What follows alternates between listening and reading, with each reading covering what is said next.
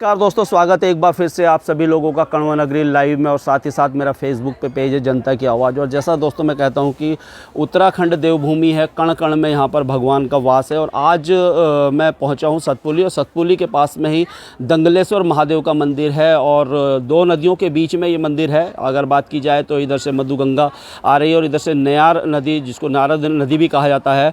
और यहाँ पर जो दंगलेश्वर महादेव की जो प्राचीन शिलालेख है, और नदी के कारण जब बारिश होती है तो बारिश में वो कहीं ना कहीं वो शिलालेख ढक जाती है, तो उसको स्थापित यहाँ पर दंगलेश्वर में किया गया। बहुत प्राचीन है। और कहा जाता है, इस मंदिर के बारे में कहा जाता है कि जो भी निसंतान दंपत्ति होती है वो यहाँ पर आते हैं और जो भी मनोकामना यहाँ पर मांगते हैं उनकी पूरी होती है। बहुत दूर दूर से, देश और दुनिया से आते हैं।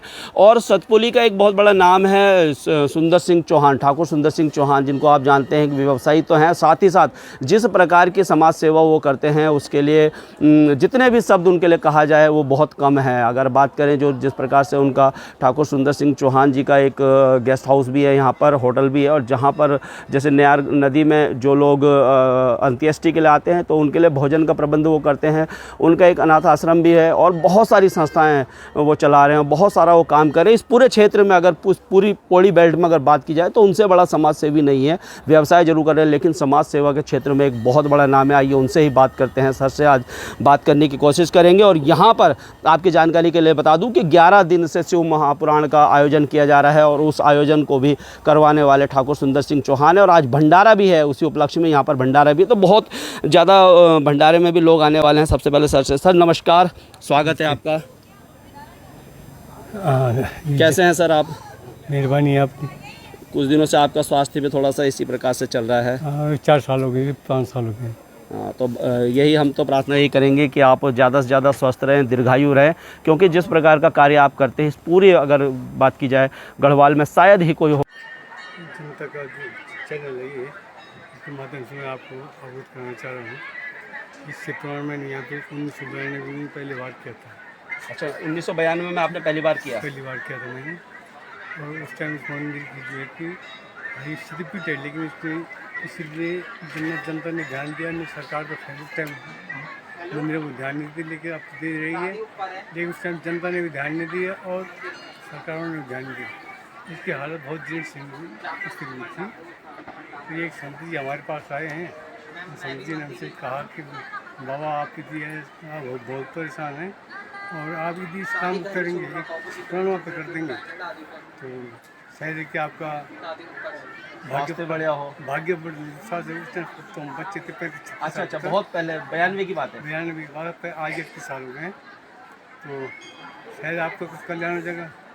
मैंने बाबा मेरी तो ऐसी स्थिति है नहीं, लेकिन आपने कह दिया तो मैं करूँगा। चाहे मेरे पास व्यवस्था है नहीं, लेकिन मैं इस काम को करूँगा। तो और ये 5-6 महीने पहले बात हुई थी, बरसात में बात हुई थी।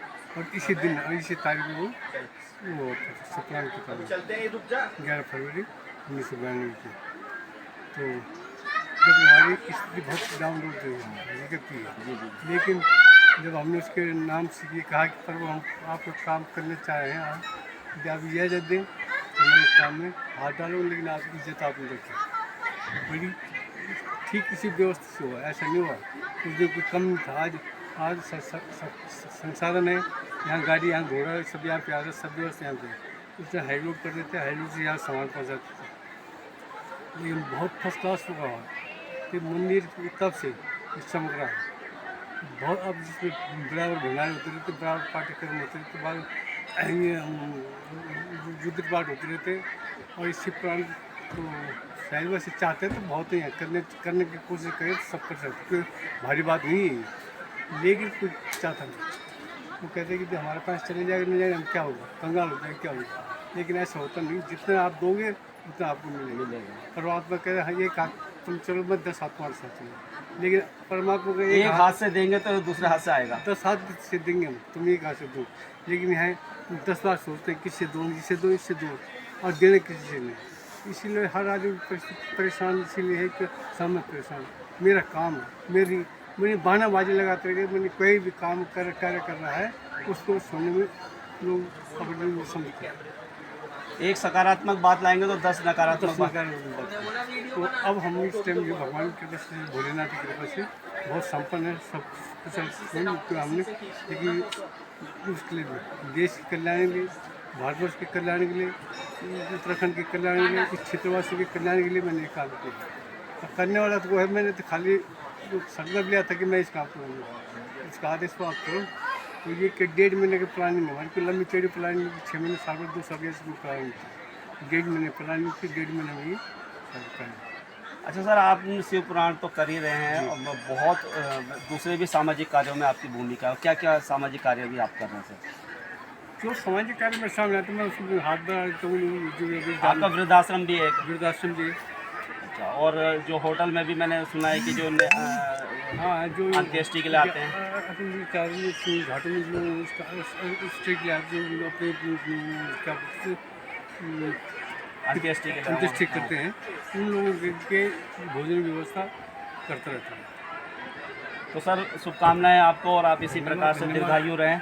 और सर ने जिस प्रकार से कहा है कि 1992 में एक बार इन्होंने सोचा है कि यहाँ पर एक शिव महापुराण करने का आयोजन, और किसी बाबा ने इनको बताया कि अगर आप वो करवाएंगे तो आपके जो आर्थिक स्थिति है और जो भी चीज़ें होंगी वो सही होंगी। तो उस समय इतनी आर्थिक संपन्नता नहीं थी, लेकिन उन्होंने प्रयास किया और वो शिव महापुराण बहुत ज़्यादा अच्छा हुआ। और उसके बाद जिस प्रकार से धन धान्य रहा, और इन्होंने कहा है कि एक हाथ से देंगे तो ऊपर वाला आपको 10 हाथों से देगा। तो हम तो सर की शुभकामनाएं कहेंगे कि भाई आप लंबी उम्र हो और इसी प्रकार से आप सामाजिक कार्यों में अपनी भूमिका भी निभाते रहें। और लोगों को भी उन्होंने संदेश दिया है कि आप जब कोई भी काम हम करने चाहते हैं इस प्रकार से समाज के लिए, तो हम कई चीज़ें जो है नेगेटिव विचार अपने दिमाग में ले आते हैं कि यार ये काम हम करना चाहेंगे तो क्या होगा, कैसे होगा, तो लोग क्या बोलेंगे। लेकिन ऐसा नहीं होता, आप काम कीजिए, आगे बढ़िए और ऊपर वाला आपको राह दिखाएगा।